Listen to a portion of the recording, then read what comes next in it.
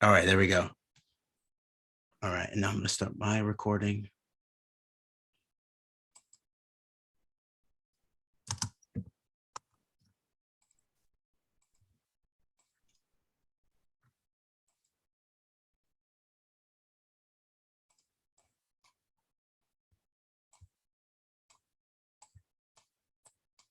Okay, we'll go in 10 seconds here. Sure.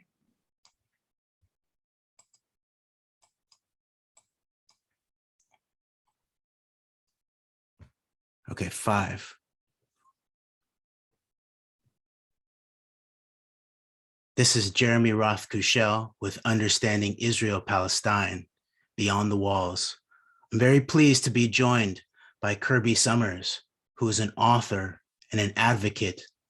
She has written many, many books of really crucial importance, including Jeffrey Epstein, Predator Spy, Jeffrey Epstein Revealed, Ghislaine Maxwell, an Unauthorized Biography.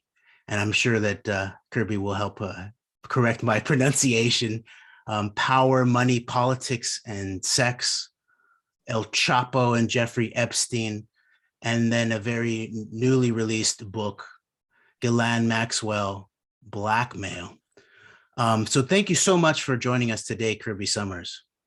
Thank you for having me, Jeremy. I've been looking forward to our chat. Me too. And I would just note that anybody who wants to quickly get up to speed in terms of the parameters of our conversation today, which will focus on Ghislaine Maxwell in terms of a deeper espionage network, can go to your Twitter account, actually, which is maybe one of, if not the most in-depth open sources of information about these areas of information. So, Kirby, I'd like to start out by pointing out that the case of Ghislaine Maxwell, which is actually coming to a head in New York next month, apparently, the case is usually covered as a salacious, a quote unquote high society account of gossip in both corporate media and even parts of the independent and alleged alternative media. But this deeper espionage background of her case and her relationship with Jeffrey Epstein and the networks that they worked with and for and amongst is related to the background of Ghislaine's father, Robert Maxwell, the infamously known Israel super spy. And the deeper background is something that you cover in chapter 4 of your book, Ghislaine Maxwell, an Unauthorized Biography. Can you give us some background in regards to the compromise, the sexual compromise and blackmail network parameters of the Robert Maxwell network, how that might have interfaced with then FBI head J. Edgar Hoover? And then we'll come closer to more the modern history in terms of Robert Maxwell's role in the Promise backdoored software incident, his role as an espionage component for the deepest aspects of American nuclear secrets, and then more generally his role as Israel's super spy and how that relates then to his daughter. Right. I want to preface this by stating that number one, as you've noticed, as probably everyone who's interested in the Ghislaine Maxwell case, which you accurately state is scheduled to commence on November 29th. So, next month, just a few weeks from today, is a case that mainstream media has not described at any point in time as belonging to, let's say, an intelligence network, blackmail. They're only really looking at 4 individual victims and 2 counts of perjury. So that there's a lot of hope amongst all of us. But I think that if people are not really looking at this case, let's say on a regular basis, like you and I would be, they would be inclined to believe that we're tackling, by we meaning the United States current case against Ghislaine Maxwell, the whole thing, right? But we're not. Um, the espionage angle of it is not being covered. The blackmail, and certainly you and I had a previous conversation where we discussed the fact that there was also financial crimes that were committed by Epstein that kind of linked back to Michael Milken and Leon Black. So none of that other stuff is going to be covered, nor is it covered. With regard to the blackmail operation, I also want to make it very clear that it did not begin with Jeffrey Epstein and Ghislaine Maxwell, that this is the way our government runs, that our government is sort of run by blackmail. Prior to the Epstein case, which we were never supposed to see, right? This sort of popped up in Palm Beach back, close to 15, 20 years ago.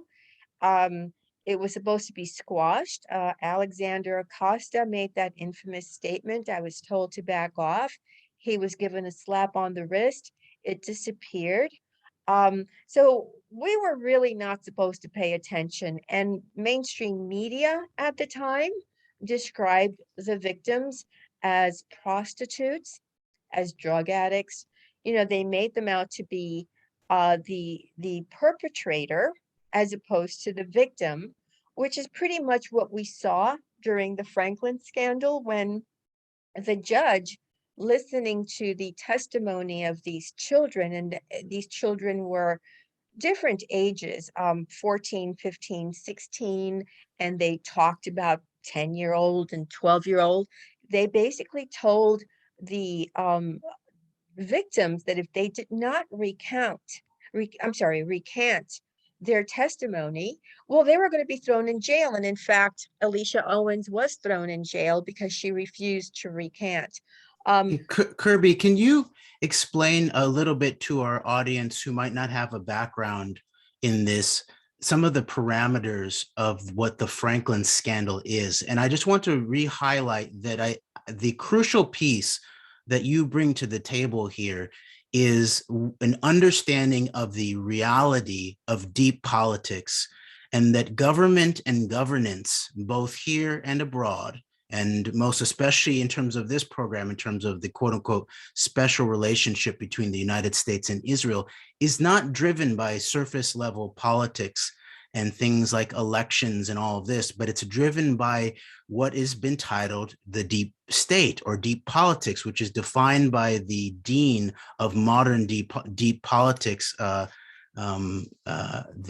academic Peter Dale Scott, in resonance with Turkish intellectuals, as the merger or the intersection of national security apparatus, including most especially intelligence networks and espionage, combined in a synergistic fashion with the underground economy, the Black economy, and organized crime.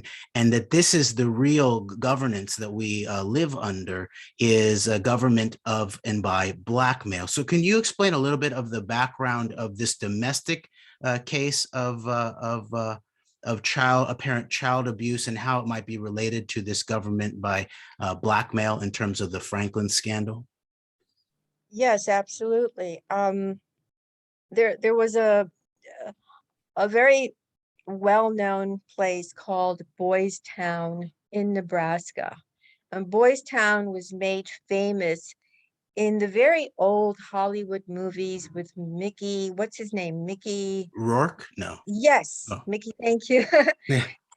And it was Father Flanagan, and at the end of all of these shows, it would be send money to Boys Town because this is where we rescue the homeless and all of the boys that don't have any homes. And so I think this began in the 1930s. So I can almost bet you that although we only know about the cases that were brought to the forefront in the 1980s, I can almost bet you that some stuff was happening in the 1930s with, let's say, Boys Town. So the Franklin scandal, was obtaining boys, but also girls, because at some point it also became a home for girls, um, and flying them to Washington, D.C., where they would be at these parties. And I'm kind of using air quotes here when I use the term parties, because after the parties, and the children, I'm calling them children because really that's what they were, Jeremy. So the children would be kept, let's say, if it was a party was held in a certain home, the children would be held, let's say, in another part of the home. Let's use the basement just for argument's sake. After the party was gone, was over, there would be some people that lingered because they knew that they were going to be, um, and I hate to use this term, but this is the term that they would use, treats, right? They would be granted party favors. These party favors came in the form of children that were, prior to the party, provided with drugs like cocaine, right? Any kind of drug. The drugs were passed around, as were the children. The children were horribly abused. You can't call this sex. This is just horrific torture at these parties. And what's interesting is that we have, any of us can actually look for it, and there's still a mainstream media article, and it's called White House Call Boy Ring. And it talks about the fact that these quote call boys, come on, that's not even, you're not of age to give consent. It's a child trafficking network, but that's what they were called, that they were given the opportunity to have access to the White House at midnight with another character named Craig Spence, who I also discuss in my book, Jeffrey Epstein, Predator Spy, because he is very much a character like Jeffrey Epstein. We have many of these characters. We have Jeffrey Epstein, Craig Spence. We have the Franklin scandal, which Craig Spence was connected with. Roy Cohn was also connected to the Franklin scandal. And so when the children started to complain, and I think that some people were paying attention, others weren't, we had someone who was very similar to, let's say, Leslie Wexner. His name was Alan Baer. Alan Baer was a very, very wealthy and powerful owner of a department store, sort of like not one, but like Wexner had Victoria's Secret. Well, Alan Baer had, many department stores and made his fortune like that. He was one of the prominent men who was outed. And if you try to look for anything Alan Baer, Baer, you'll be hard pressed to find him connected to the Franklin scandal. But so that what would happen with this information is that it allowed for the manipulation of our government. It indicated, well, who's going to take office, what that person who is holding office is going to do. In order to make this case go away, however, when it actually ended up in front of a judge, the children were basically told, you will have to say that you were lying. You have to say you were lying, and if you don't say you were lying, we're going to put you in jail. One girl refused, Alicia Owen refused, and she in fact was put in jail. She spent 2 years in solitary confinement, another number of years in jail. One boy, Paul Bonacci, was murdered a couple of years later. A book was written about it, and because of the book's publicity and the fact that he had spoken about this, he was murdered. His brother had been murdered. So a lot of these children who have been caught in these trafficking rings, that they're politically connected, and they're connected to intelligence don't get as far as we have gotten with the Jeffrey Epstein case. We are at a rare moment in time. We were not supposed to see this, and the victims who are speaking were never supposed to be heard. So this is a window that we have to take advantage of and learn as much as we can about about how government really works.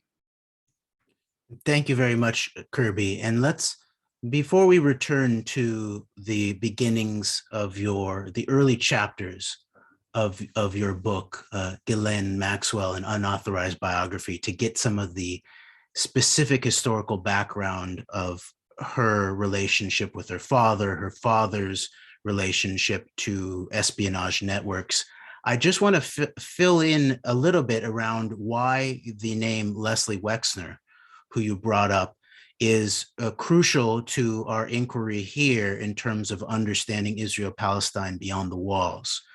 First off, he is part of a group of Zionist billionaires who are very politically powerful, who have titled themselves the mega group. And that they include people like Leslie Wexner, but also include the Bronfmans, who sit at the commanding heights of things like a Birthright Israel trips, but also Hillel. Leslie Wexner sits on the board of Hillel, an organization that is alleged to be promoting Jewish life around the country, around the world. It has chapters on campuses, on university campuses, but it also includes the dean of the Birthright Israel program at some point, Michael Steinhardt, whose has a father who was a jewel fence for the Meyer Lansky organized crime syndicate.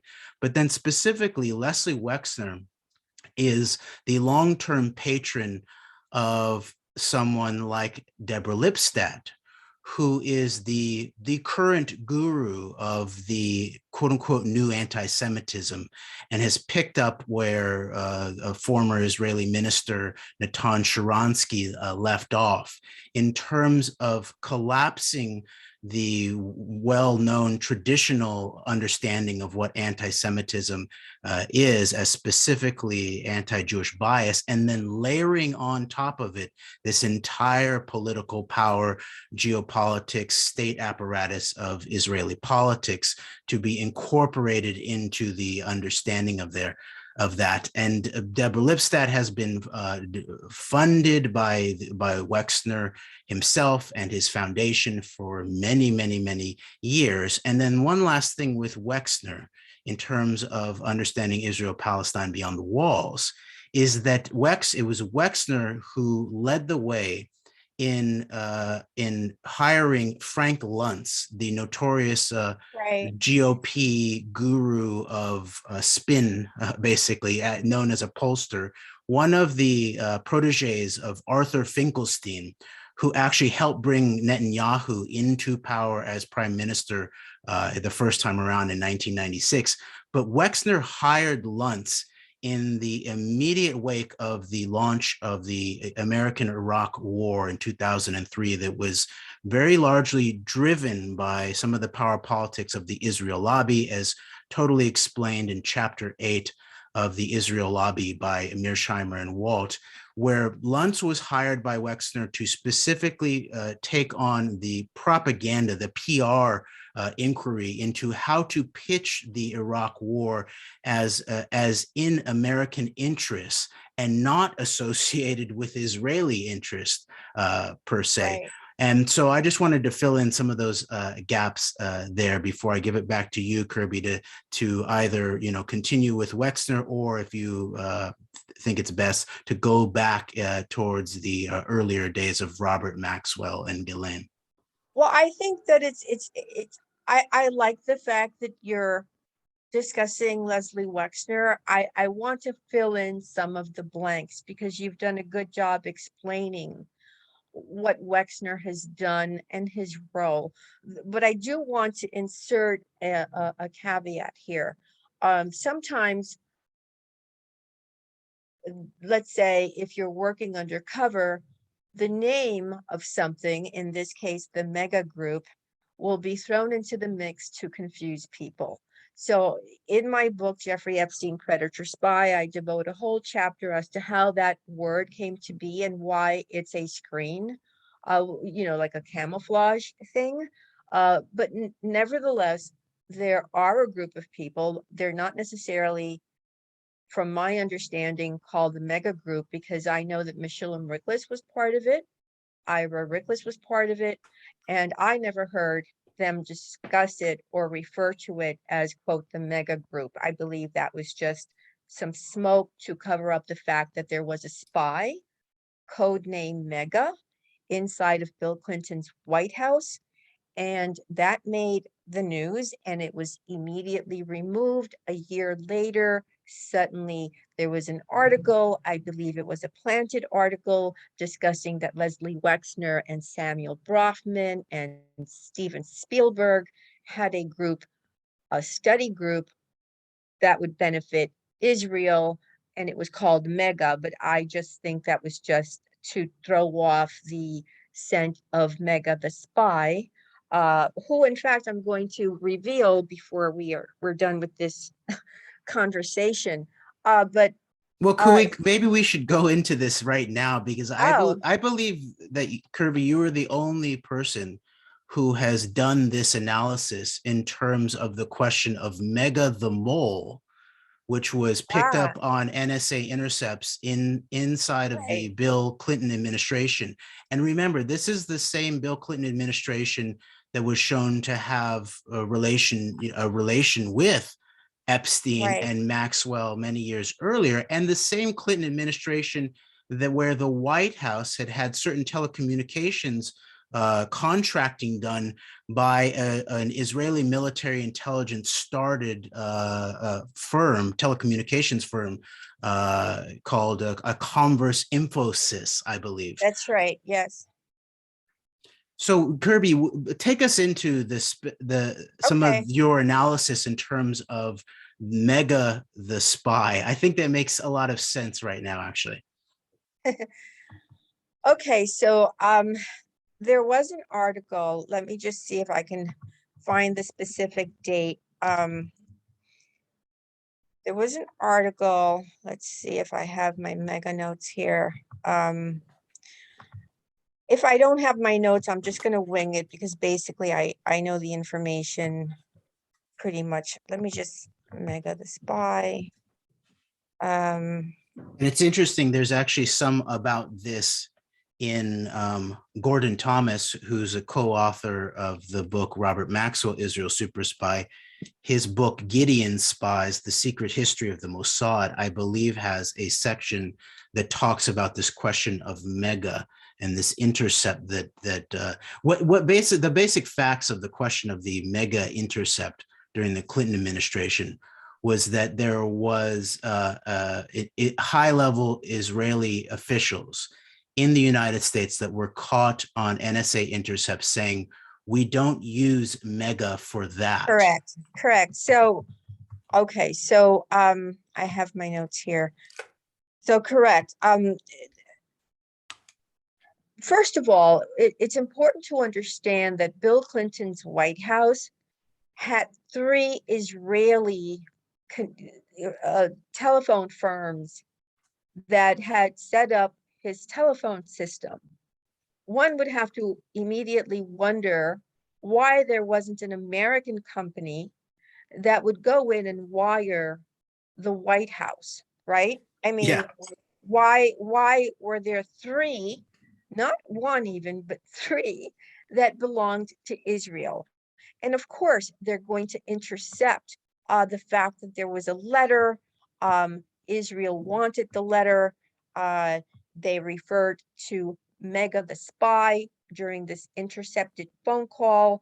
Let's contact Mega the spy, and have Mega go in. And of course, Mega is the code name for this mole in the White House, in the White House.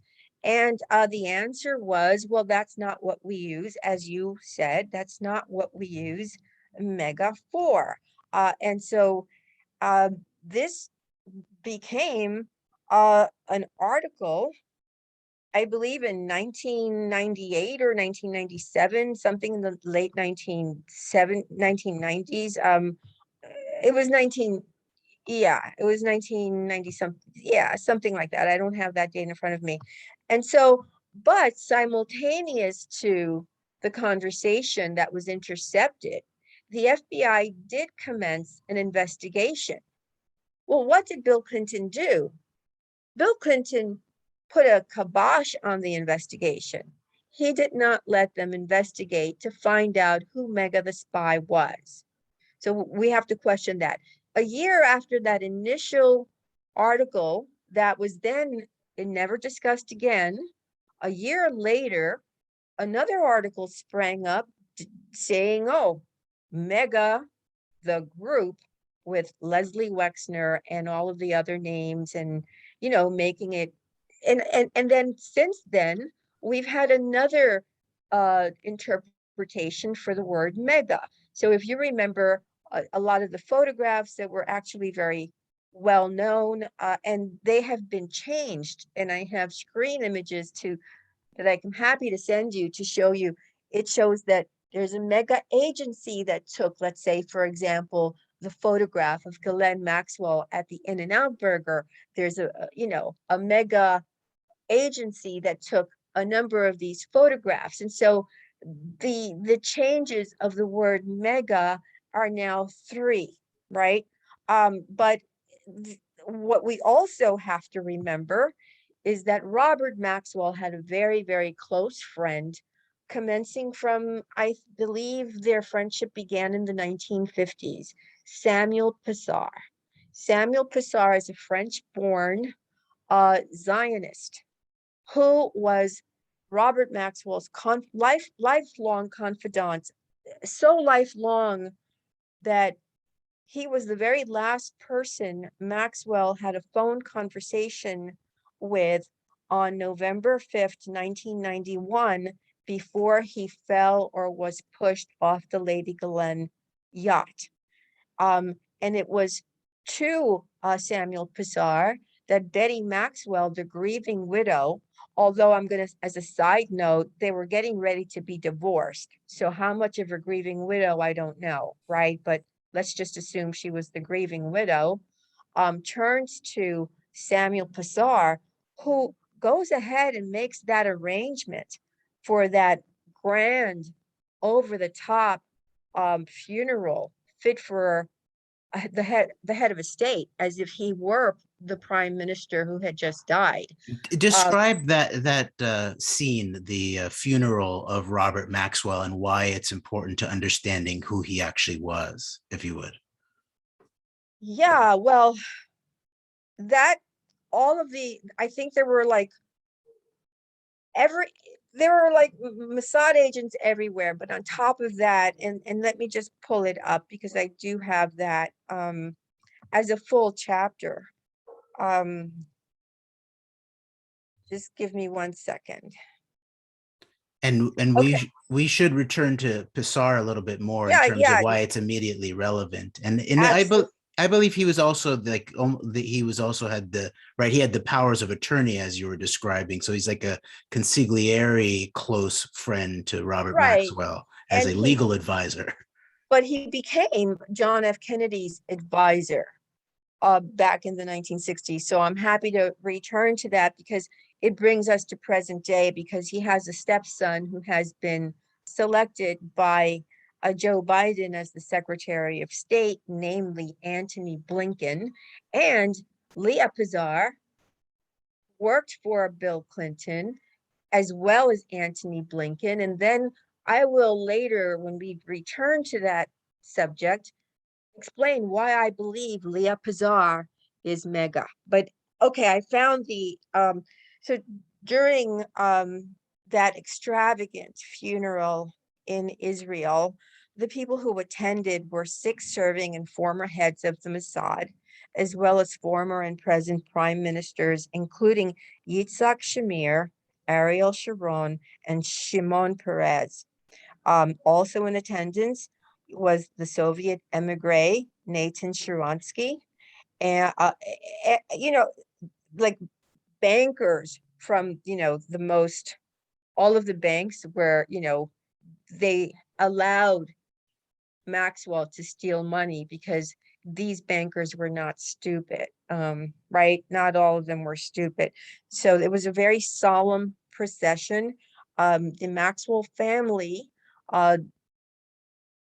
pretty much hired just a private plane to take them to Israel. What I found fascinating were a couple of things. Um, Once they put the body into the grave, that's where that line comes from, where looking at Betty Maxwell, um, it is said, we cannot say today how, let me find that phrase, um, how much Israel owes to Robert Maxwell, right? There's a famous phrase, and I just want to be able to find it, so bear with me.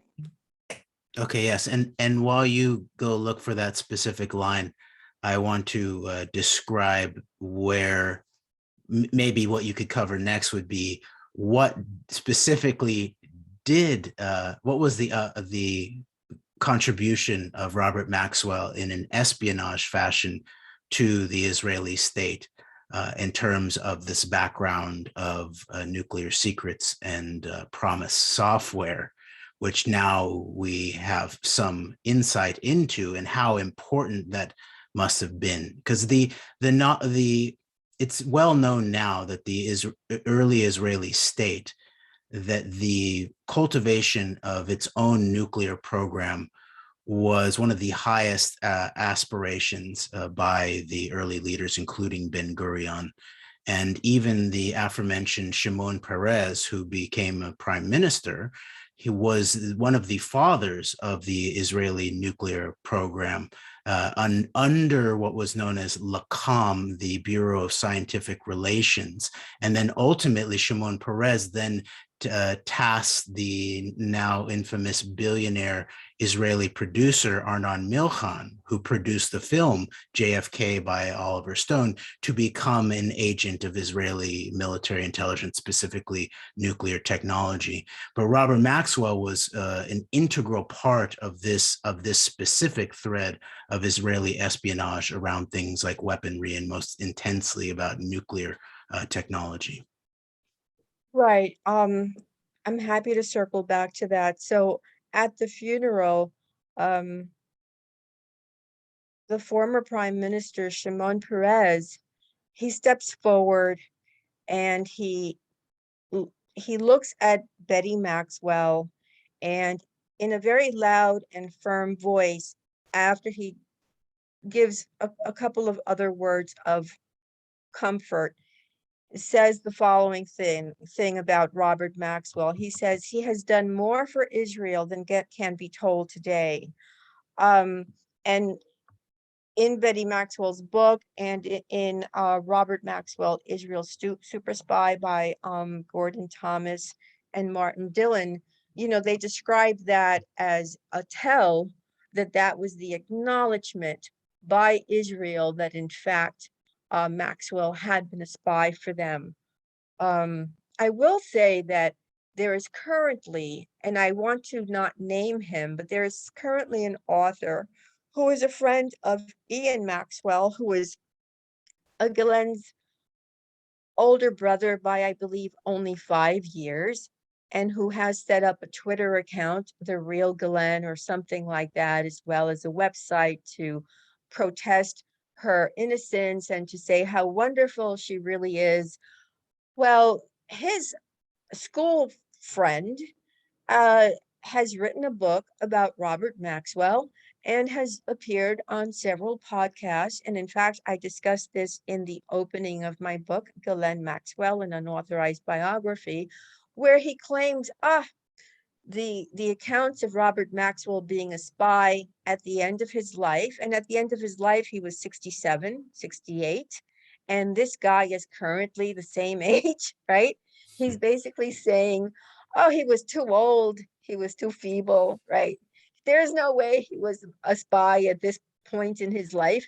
And it's like this guy, so they're trying to alter As if like history. Robert Maxwell, like as if they were accused of like Yeah, jumping on buildings and that kind of spying, like James Bond. yeah. So he's saying that, oh, this is not true. But we have to remember, and I think that it's not often told and it's not often heard, because when the book Robert Maxwell, Israel Super Spy came out, and actually before it came out, and again by Gordon Thomas, who regrettably is no longer with us, and Martin Dillon, who is very much with us, um, Isabel Maxwell obtained sort of a black market copy of the book before it was published. She was living in San Francisco at the time.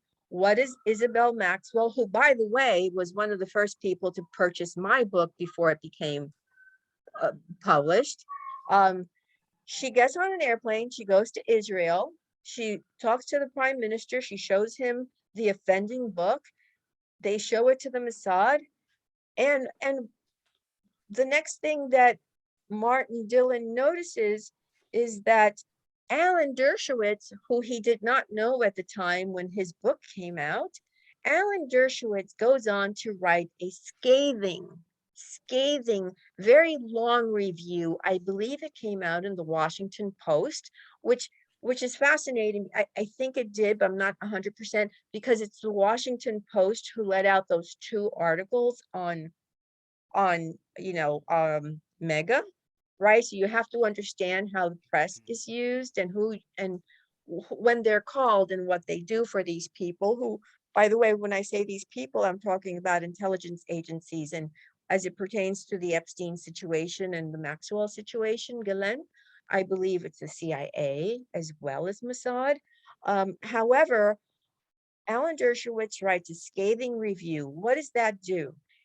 Almost nobody buys it in the United States. However, Martin Dillon wonders, Alan Dershowitz, he is a Harvard, he's a Harvard professor. He is an attorney. What does he have to do with my book, right? So he doesn't know until a couple of years later.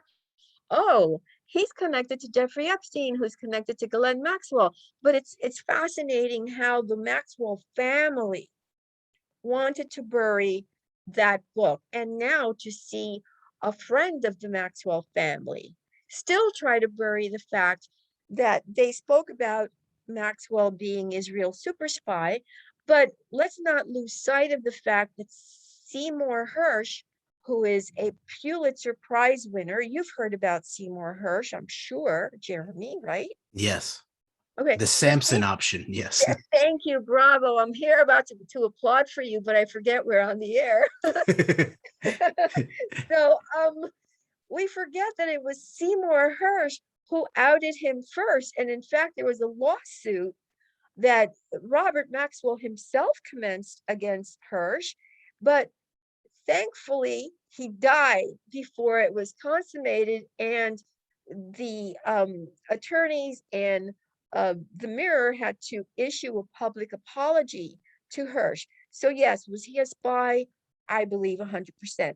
Do we know the extent of what he did for Israel that would prompt this kind of funeral and the words that were spoken over his body? I don't think we will ever know the extent of it.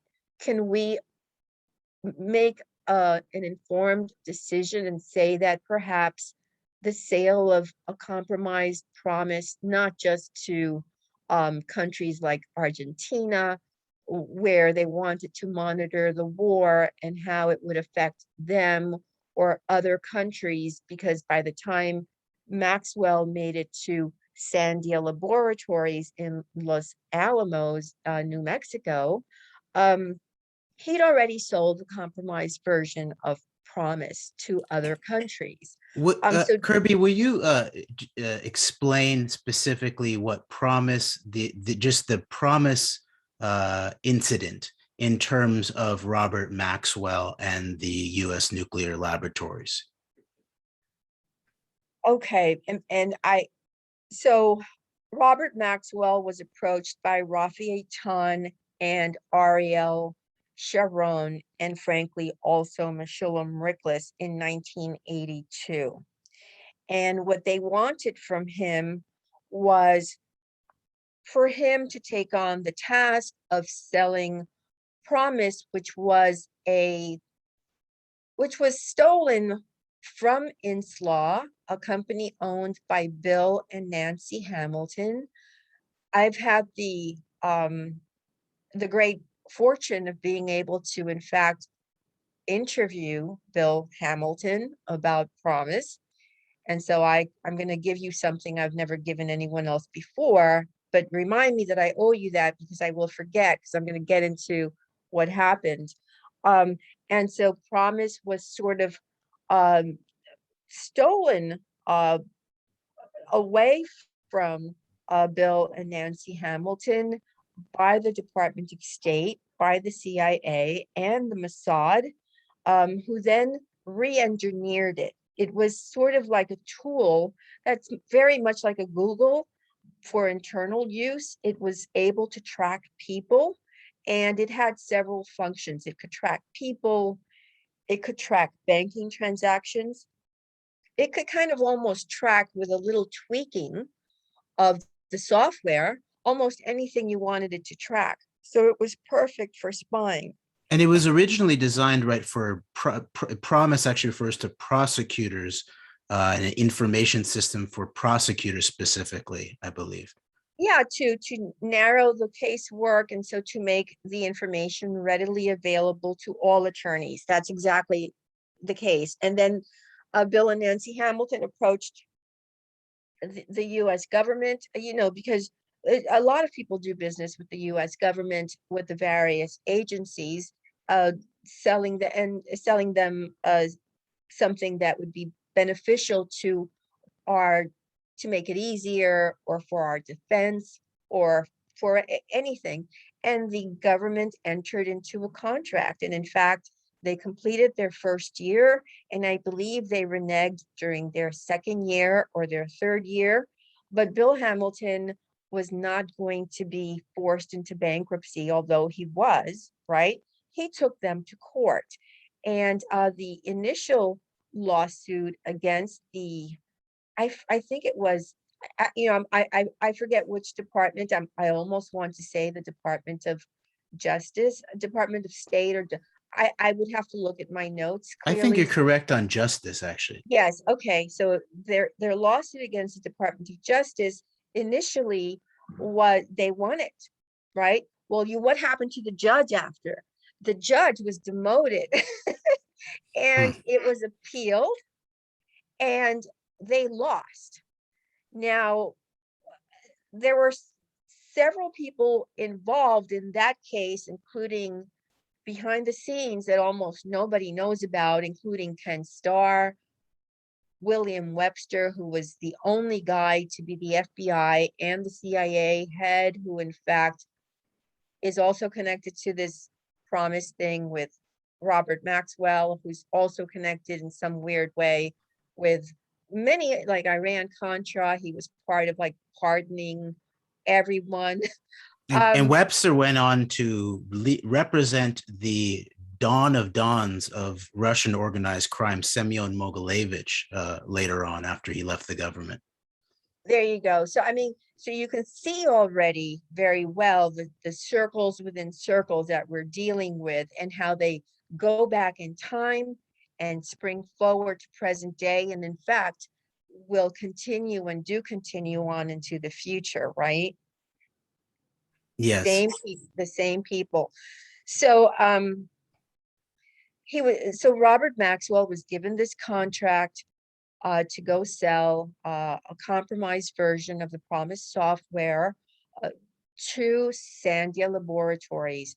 The way that he got an in after Rafi Eitan and Ariel Sharon and Meshulam Rickless talked him into it was he went and he bribed then Senator John Tower, who was getting ready to retire from Texas, gave him $200,000.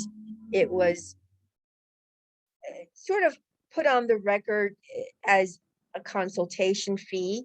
Tower turned around and basically said to him that sure, for that consultation fee on an annual basis, he would open the doors to anywhere that Maxwell wanted entry to. So although Maxwell had other avenues for entry into the White House, Tower made it possible for him to have, he could just walk into Ronald Reagan's White House whenever he wanted. And he made it possible, and it was known by William Webster at the time, that it was John Tower who allowed Maxwell into Sandia Laboratories. Now, two scientists thought there was something peculiar about this guy, even though this guy walked in there and basically gave a who's who of the people he knew, including Ronald Reagan, and he threw around the names of the powerful men in the world that he knew. So some of them went along with it, but two of the scientists felt uncomfortable. They called the FBI. The FBI began an investigation. Now we have to then travel back into time. The FBI for 37 years, I believe, was run and started, and the first director was J. Edgar Hoover. J. Edgar Hoover had always been heavily compromised. And the way it began is fascinating. It began because he and the head of the CIA at the time had an argument. And the head of the CIA decided, the hell with this. So he went and he, because the CIA has always had a connection with the mob, basically told them, get me some dirt on Hoover. And they were able to produce incriminating photographs of J. Edgar Hoover having a private moment with his second in command, Clyde Tolson, in addition to boys, children from another trafficking ring run by Roy Cohn, where he would, cross-dress and take advantage of these minor boys at the Plaza Hotel, which, by the way, would be later owned by Donald Trump, another figure that we see kind of interconnect with the Robert Maxwell's world and Jeffrey Epstein's world. The FBI investigation was shuttered. Now, William Webster at the time had the information. See, I want to say that what happens when you have somebody of J. Edgar Hoover's stature compromised is that it compromises the entire agency for a very long time. So even present day, if you were to go to YouTube and pull up, which I have, pull up J. Edgar Hoover, you will have some of the retired FBI guys saying that all of the books, because now we've got many books that underscore that, yes, he was compromised and that these photos do exist, and that everything that you and I are talking about today in relationship to Hoover is true. They're going on talk shows saying, no, that's a lie, that's a smear. However, it had that information become public, it would have still been detrimental to Webster. In addition to which, we cannot forget Webster's role. This is the middle of the 1980s. We have Israel and the United States together providing arms to Iran, right? So, there was a confluence of things that kind of appeared that there was no way that, even though Hoover had been eyeing Maxwell suspiciously since the 1950s and always thought he was a Russian spy, he never did anything when he was in office, and nobody ever did anything afterwards either, because it was too much. That said, what Jonathan Pollard, who was also run by Rafi Eitan, so they both had the same handler, what he did compared to what Robert Maxwell did pales by comparison, wouldn't you say? I would think so. That basically Pollard, well, I mean, there were certain aspects of the Pollard leaks that included the compromise of the highest levels of American signals intelligence in terms of what was known as the Raisin RSAN, I think, handbook, which basically Right. compromised American signals intelligence.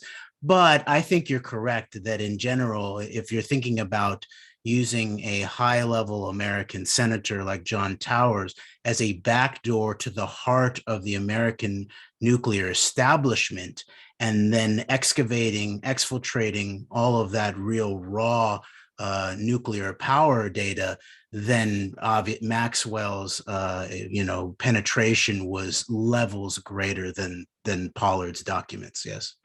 But to show you how the intelligence agencies work, John Tower in April of 1991 dies in a freak airplane accident. A few months before Robert Maxwell, in November of 5th of 1991, falls or was pushed off his yacht. So that intelligence agencies tend not to want to leave um, witnesses, right? So eventually they get you. Cleaning up the Yes. ties. Yeah, I think you're right to point to that time zone in history in terms of the apparent liquidation of John Tower and then Robert Maxwell, one by air, the other by sea, apparently. Yeah, very But good. Yeah. yeah, Kirby.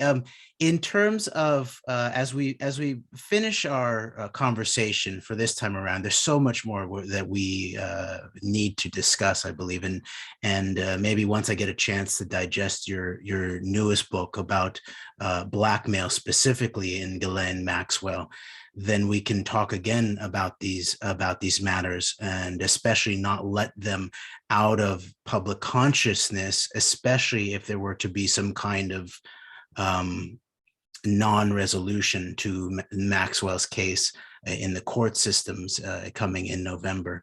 But I just want to just point out that the proof is in the pudding in terms of what you described about the apparent compromise of J. Edgar Hoover, the chief of the FBI for decades and decades and decades, by other Mhm. elements within the American government, by pointing out exactly as you said that there was the evidence was there to suspect Robert Maxwell of being an agent of espionage, and then also and Hoover, basically does nothing about it, and then also Hoover is apparently the source of the denial that there was even the existence of something such as organized crime. Yes. At the same time as people like Meyer Lansky were gathering together these forces and were involved in deep politics, including the support of the early and proto-Israeli state, even in terms of trucking and bartering in weapons to that new state. But as we finish up, I wanted to give you a chance to describe any intergenerational legacy or between Robert Maxwell and Ghislaine Maxwell, especially Ghislaine's relationship with Epstein and their apparent blackmail operation. What is there that you can point to that shows that Ghislaine was actually maybe in many ways trained into the world of espionage by her father, the notoriously known Israel super spy? Well, I do point to several, I think I name about 4 or 5 instances in my book showing clearly how she was taken under Robert Maxwell's wing and taught. Not only did he introduce her to presidents of the United States and the heads, like the prime ministers of Israel and the heads of state for other countries, but he did replace his wife, Betty Maxwell, who was, in fact, his invitation into polite society, if you will, because she was smoother and she was refined and she dressed well. And he was rough around the edges, even though he had polished himself up as well as he could. He replaced Betty Maxwell with Ghislaine Maxwell at his side since the time that she pretty much finished her studies at Oxford. And what I want to say is I've studied this for years beyond the second arrest of Jeffrey Epstein. But Epstein's world, his connection to Leslie Wexner, his connection to people who intersect with Ghislaine Maxwell's life, shows us that the trafficking network is much broader. And in fact, the last chapter of Ghislaine Maxwell, an unauthorized biography, I discuss a model by the name of Karen Mulder, who in 2001 appeared in a French television show that was never publicized, and talked about the fact that she was a sex slave, and that she had been turned into a drug addict, and that she had been turned into a prostitute, and that she had been made to have sex with Prince Albert of Monaco. And so doesn't that sound very similar to Virginia Giuffre saying she was forced to have sex with Prince Andrew? And so that, frankly, oh, and what Bill Hamilton, who created Promise, told me in an interview is that it is his understanding that Epstein got a copy of Promise from Maxwell, Robert Maxwell, and that it was used to keep track of the victims. I'm going to call them victims, for the intelligence agencies. Okay, I got that from Bill Hamilton. Wow. So if one needs, let's say, Promise, which was the precursor to PRISM, to keep track of these trafficked victims, does that not indicate to you, I mean, and we're lay people really, that it is a much bigger operation than what mainstream media has led us to believe? Very much so. And that would actually lead into, maybe in our next conversation, we can talk about, if this conversation is about government by blackmail, maybe next time we can talk about the human intelligence networks, but also the technology of blackmail, which is what you're beginning to hint directly at, I would say, is how do you, if you're running a compromised network, then how do you keep track of it in relationship to surveillance technology? And that we are all in many ways being inserted into this kind of environment, and the specific technological aspirations of this network do go beyond just the intense desire of Maxwell's handlers inside of the Israeli state to acquire nuclear technology, and continue into the contemporary cyber era in terms of the domination of global cyber technology, which would include, and we'll have to do this next time, I think, Kirby, but would include Ghislaine Maxwell's current husband, Scott Borgerson, who was the founder of Cargo Metrics, which he titled as desiring to be the NSA of freight, of shipping, of cargo metrics. And on his board and in heavy investors are the Ofer, Idal and Idan and Eyal Ofer, who are the majority owners of the Israel Corporation, which comes out of the early days of the state of Israel, and controls certain companies such as Zim Shipping. There's a whole tie-in there in terms of Zim Shipping pulling out of their long-term lease in the World Trade Center in the immediate weeks in the run-up there, which is one of the most staggering apparent pieces of evidence pointing towards, at the very least, certain high-level Israeli foreknowledge of those terrorist acts. But then the fact that Ghislaine Maxwell is married to Scott Borgerson and Cargometrics points out, along with all these other aspects in terms of her sisters and their involvement in Silicon Valley, in a very close tie between the United States and Israeli high tech, shows that there's an aspiration here in terms of technology, I would assert, of blackmail too. You're 100% right. I mean, the technology that we have in our United States agencies do come from the Maxwell family. So, there is now this generation that's, and if we call 911, what do we have? A Ehud Barak's carbine 911, so that we're already past that point. It's just that obviously mainstream media doesn't cover that, but we're past that point. We have been taken over. Well, thank you so much, Kirby Summers. And I appreciate you filled in that last the loose end in terms of Bill Hamilton pointing out that he was aware that Epstein had been given one of these backdoored pieces of the promised software.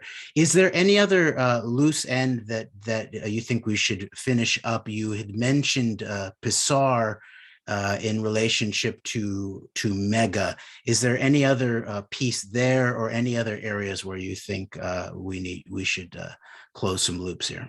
Well, I think that mainstream media produced a photograph of Jeffrey Epstein and Ghislaine Maxwell pretending as though they were meeting President Bill Clinton at the White House. We've all seen that. Well, Ghislaine Maxwell had already, as well as Jeffrey Epstein, sort of inserted through the use of blackmail, because Clinton has been blackmailed since his days in Arkansas with MENA and all of that, and we can talk about that the next time. She had Leah Pizar in there. She had Antony Blinken in there. These are her friends from the time she was a child. So that it's all just a dog and pony show. She has friends, and I think that let's hope that we have a little luck, but I'm not anticipating too much from the trial. Something will go sideways. It'll be maybe a closed door trial, or something will happen that we don't deserve and probably don't expect. Well, this is Jeremy Rothe-Kushel with Understanding Israel, Palestine, and Beyond the Walls. I've been speaking with author and advocate Kirby Summers about a beginning of understanding government by blackmail and governance maybe by compromise, or compromat, we might say. And so until next time, Kirby, can you give our audience a sense of where they can find more of your work if they're interested, and what they should be looking out for? Sure. Anyone can find me on Twitter. I try to put as much information on my Twitter, which is just Twitter at Kirby Summers, KIRB as in boy, Y as in yellow, SOMMERS. My information with links to my podcast are on my website, again, KirbySummers.com, as well as a full list of my books, well over a dozen, a lot of them on Epstein. And I also have an Epstein Project newsletter, and I send out a newsletter every Tuesday, and I go down very deep into a number of rabbit holes. And Jeremy, I want to thank you for inviting me on your show. This has been one of my better interviews. You're very enlightened, and I'm honored to be here. Well, thank you so much, Kirby, for joining us. And I very much appreciate your work and your energy and your time with us today. Thank you. Have a good day, Jeremy. You too. Bye-bye. Bye-bye.